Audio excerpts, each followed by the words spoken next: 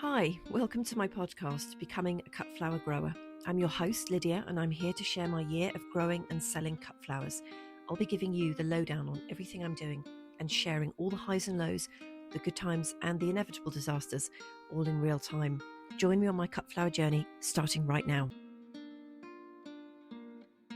Hello, welcome to the latest episode. For a change, it is Saturday, the 20th of September 2025. And I had a very busy day yesterday and an evening out for a change. And I thought rather than just trying to squeeze the podcast in at midnight or something equally silly, I would do it this morning, and then took everything up to the plot to do it. And it was incredibly noisy. The teenage boys are both crowing now, and that makes Roland crow. So between the two of them, you can't really hear yourself think. So I thought I'll get on with some work, come home and do it this afternoon. So here it is. I am here. I am fine. Everything is absolutely fine. And let's get on with today's episode. So I have much to tell you. I managed to deliver my stems to the flower hub on Wednesday. So if you listen to the last episode, you'll know that I tested out the hub and actually sold some stems and cut them on Tuesday and delivered them on Wednesday, which was great. And I managed to do it without the bucket falling over in the back of the car. I did have it wedged in with all of my tools and absolutely everything.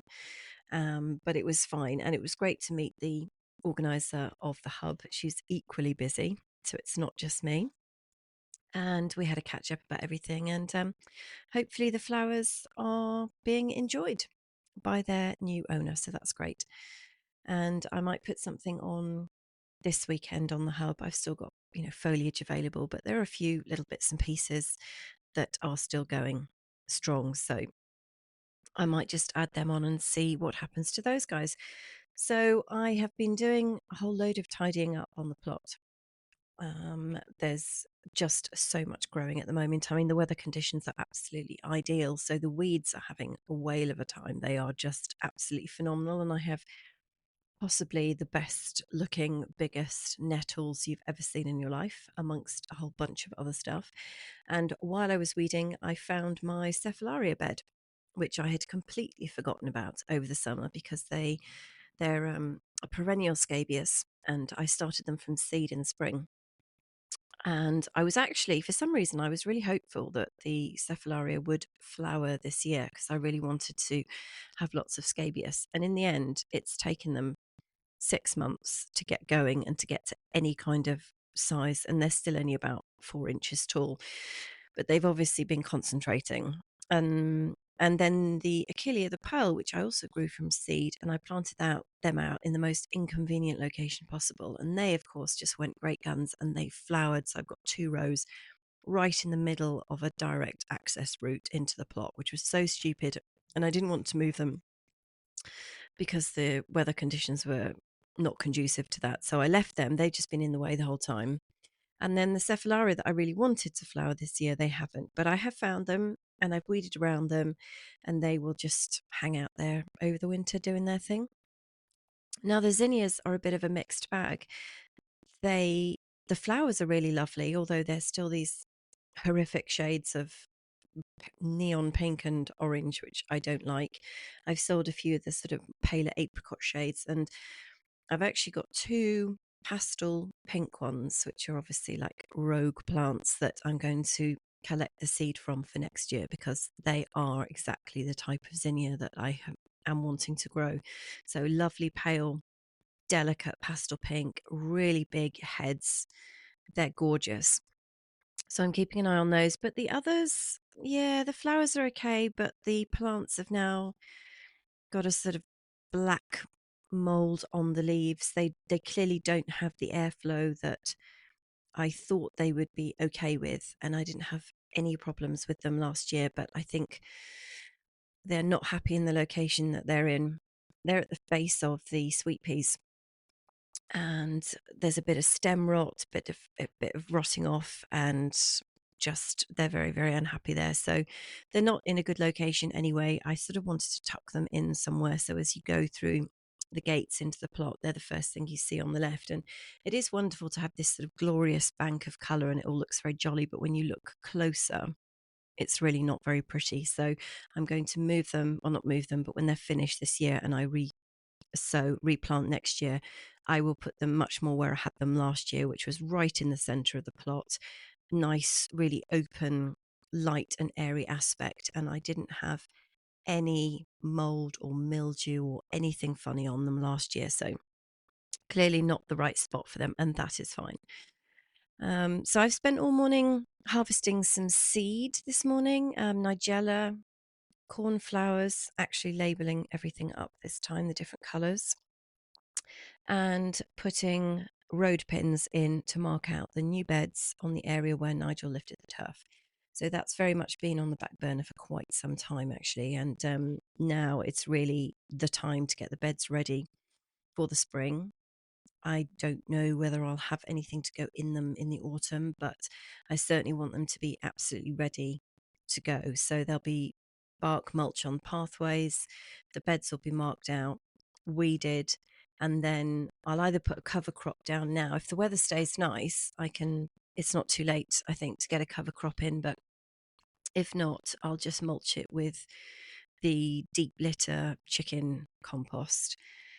Now, very helpfully, the rats have excavated most of my compost from compost bin number 3, which is great. They do this. They set up home and they just throw all of the compost out of the sides.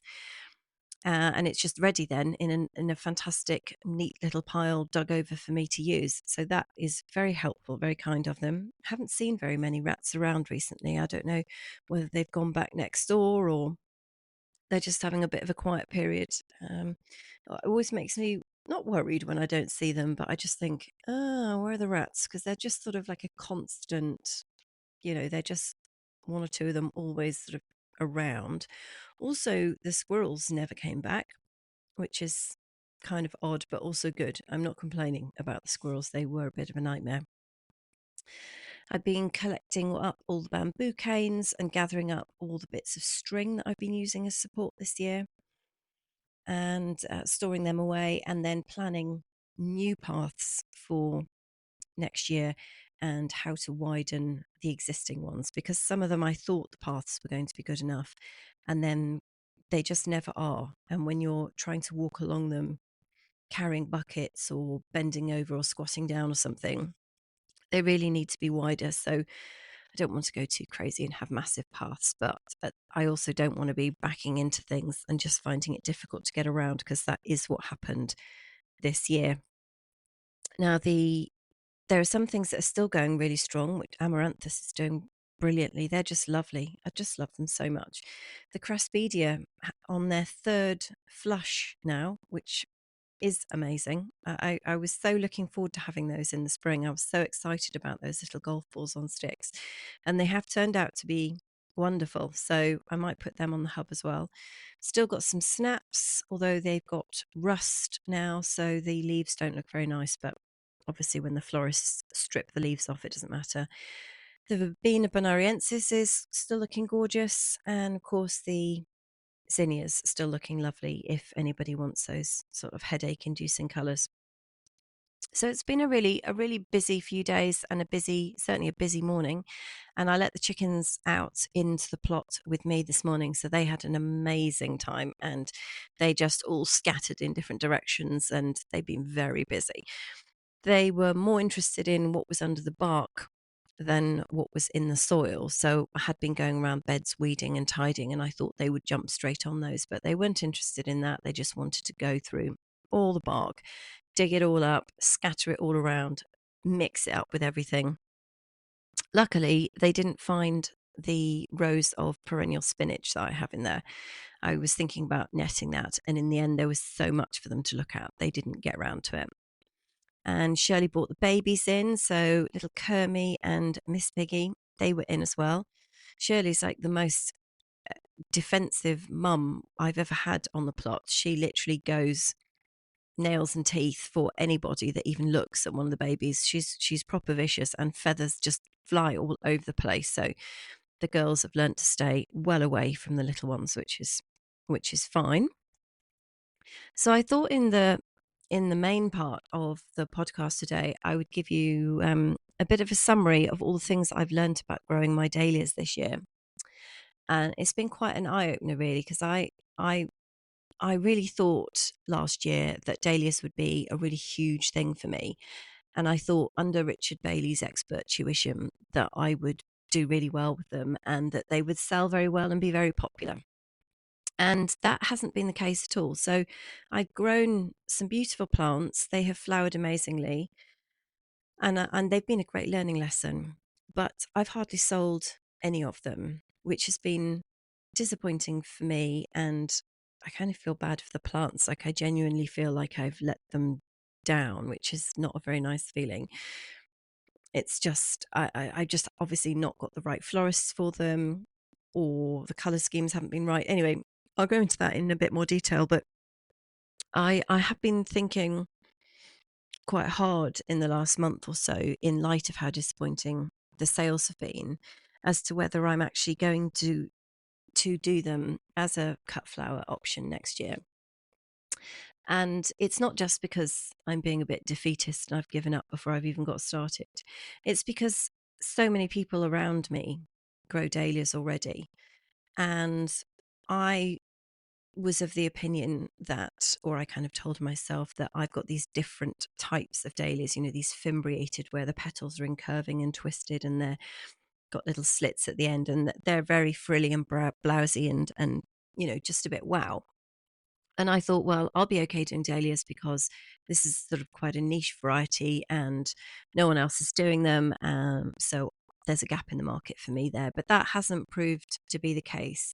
And so I'm not sure I want to go out and get lots of dahlias that are the ones that are in demand, because so many growers around me do. Everybody around me grows them. I've got Dahlia Beach, which is, I don't know, half an hour down the road. They've got fields and fields and fields of dahlias. Like there's just no shortage of them. There's no kind of additional value. I mean, the market is just flooded with dahlias at the moment. So I'm giving serious thought to whether I would actually get more varieties next year. I say that now. I will probably end up getting some in the spring, but not on the scale that I probably would have done. So I'm going to obviously hang on to Richard's, the ones that he gave me that I've grown this year. And he said that he's going to give me some more as well. So I'll have additional ones, but I just need to give some serious thought to either working very hard to find a market for these particular ones that I have, or accepting that they are just not what the market wants, and I either just give them away to people or give them to friends or try and put them in bouquets and sell them, or just package them up and sell them just as a sort of standalone flower. So I need to have a think about that, because I just don't think it's worth me trying to compete in an incredibly saturated market. And it's a bit like dahlia fatigue has kind of set in now. I mean, I love them to pieces, and I can stare at mine all day long, but I'm just a bit like over the whole dahlia thing now. It's a lot, but I still love them. I think it's just the fact that when you have them for a while, and it does feel like a long time to have them flowering, that the novelty has kind of worn off. But I have learned some very important things, not least, everything that Richard has taught me about how to look after them, which some of which I have shared with you. So I thought I would just go through some of the key learnings that I have learnt this year about growing the dahlias. So obviously the first two you'll know already, because I've touched on this. I have the wrong varieties and I have the wrong colours.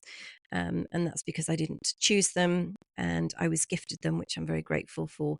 But they haven't necessarily been the right shape, the right anything, the right colour.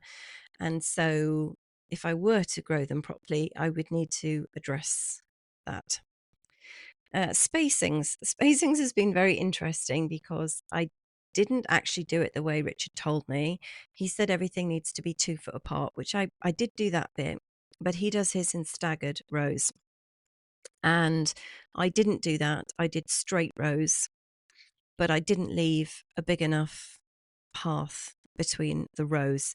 And some of the tubers, they've just made enormous plants this year. I'm not entirely sure why, because I did split most of them in the spring, because Richard said, the smaller the tuber, the more um, aggressively the plant is going to flower.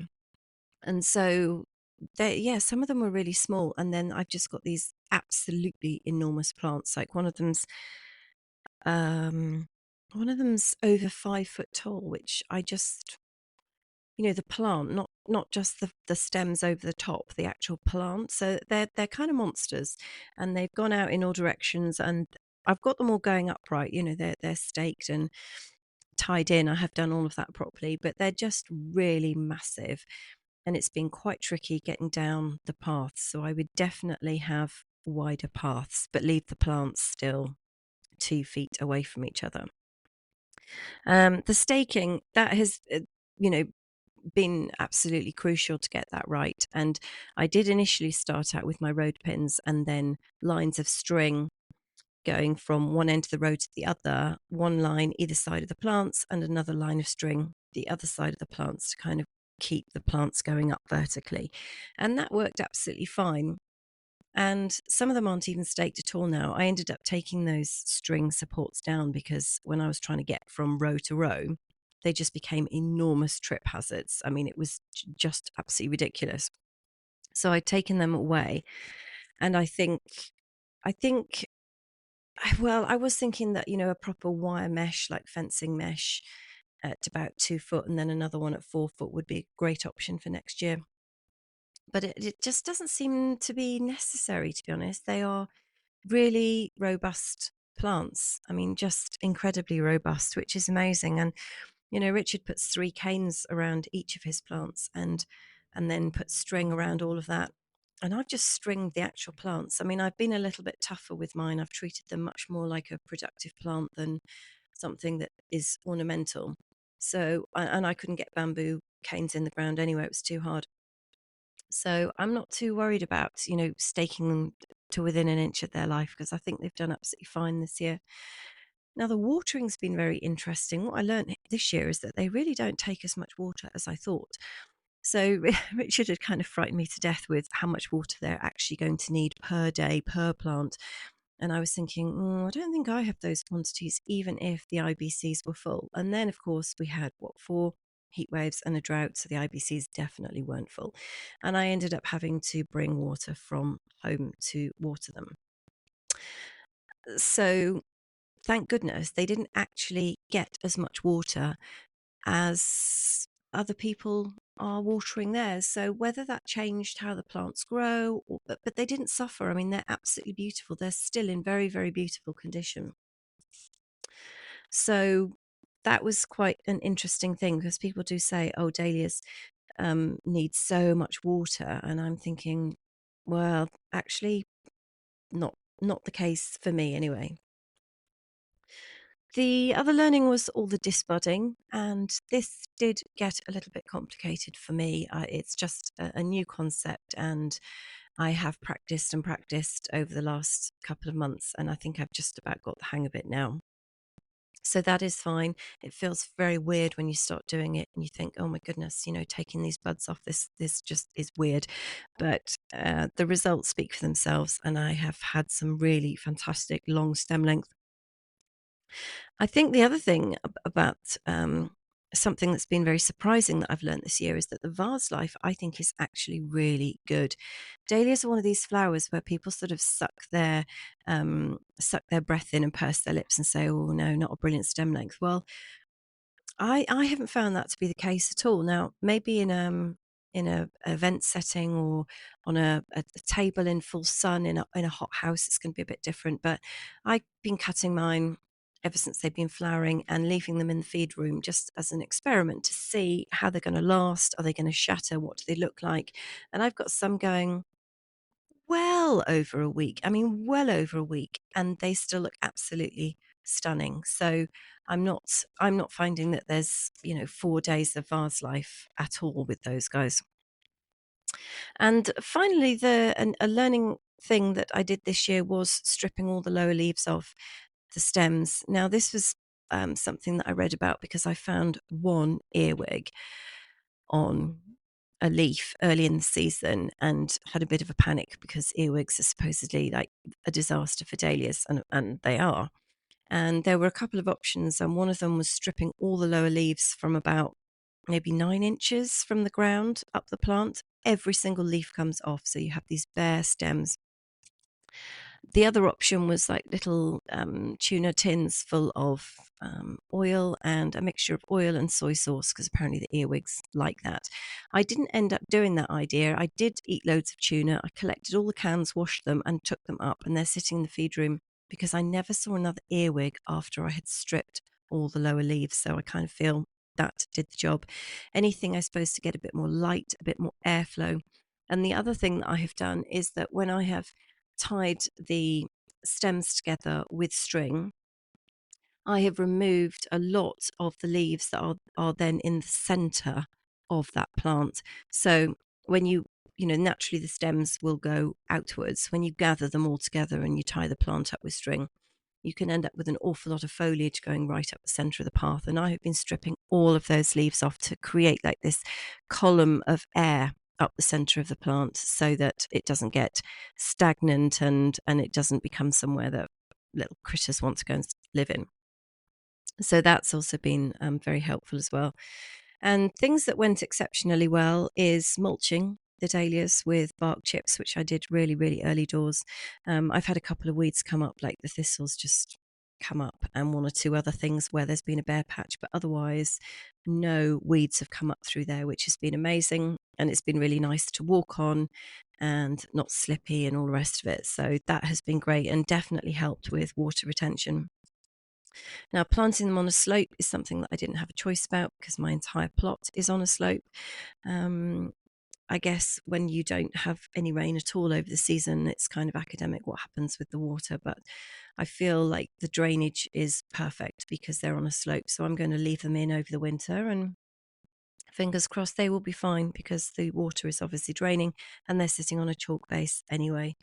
So the other thing which I thought was going to go really well, which in the end didn't go well, but was the location. So I planted all of my dahlias, and I say all, but I only had 60, directly in front of my IBCs, so the water bowsers, thinking that the dahlias are going to need water. Where's the best place I can put them? I'll put them right in front of the water source. And in the end, of course, we didn't have any water. The IBCs were completely empty. I was carrying water in from home. And so they were then in the worst possible location because it was the furthest location away from the entrance. So I ended up carrying water all the way through the length of the plot to water the dahlias. So very good exercise, but it was a cunning plan that I had to position them where I did, and it backfired due to lack of rain. So I hope if you've been learning, I hope if you've been growing dahlias this year, you can relate to some of those things. And I'd love to hear how you get on with your dahlias and what varieties you're growing and how well they sell. And yeah, I love looking at all your pictures. If you're on Instagram and you're putting pictures up of what you're growing, I love to see all of the pictures. So that's great. So yeah, that's my thoughts on growing the dahlias, and I'll let you know what I decide to do about next year about doing it anymore. But the way things stand at the moment, I think I might just stick with what I've got and leave it at that. So that was it for me. I will be back on Tuesday. There is plenty more work to be done on the plot over the weekend. And I'm also going up to a local Dahlia Society show tomorrow, Sunday, to exhibit some of the stems. Richard's going, and it's a really lovely little show. And I thought I would go and take some of the stems that he gave me and just put them in a few competitions and see what happens to them. And yeah, just give them a bit of an outing. So I hope wherever you are and whatever you're doing this weekend, you have a lovely time. And I very much hope that you will come back and join me next week for the next episode. All right, cheerio.